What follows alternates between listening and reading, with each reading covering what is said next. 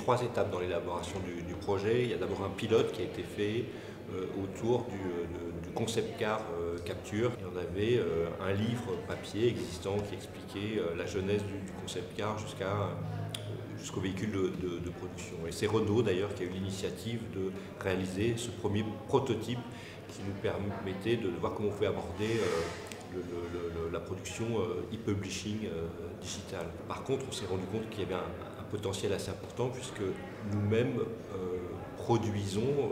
concevons et produisons les brochures papier.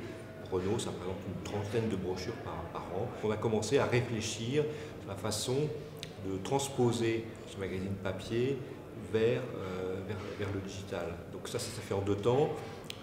Un premier exercice qu'on a gardé en interne et qu'on n'a pas mis sur le marché, mais qui nous a permis de régler les problèmes d'ergonomie, de lisibilité, de changement de format. On a une brochure au format portrait et on est passé en application sur un format plutôt à l'italienne qui mettait en majesté les véhicules. Donc on a fait ces changements et cette recherche graphique. Et puis à un moment, on s'est senti prêt et donc on a inclus ce magazine augmenté dans la stratégie de lancement de Coleos qui s'est fait fin août en récupérant du matériel qui avait pu être tourné pour ces brochures papier ou pour le web, essayant de chercher cette intégration de contenu et ce dispositif complètement 360.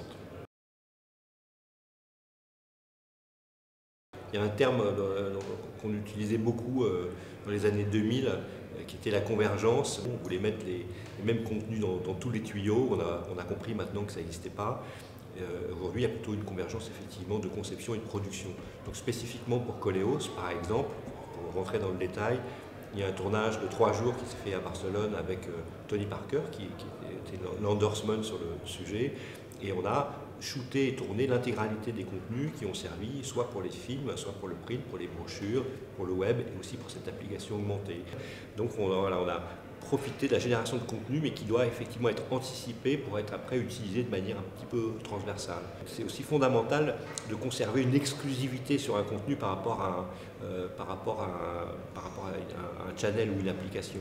Donc l'objectif n'est pas de retrouver sur l'application l'intégralité des contenus qu'on retrouve sur le web ou inversement, c'est pas intéressant de retrouver sur le web l'intégralité des contenus qu'on va retrouver sur l'appli. Donc c'est bien d'intégrer ces dispositifs pour qu'ils soient complémentaires mais qu'ils apportent aussi chacun leur spécificité.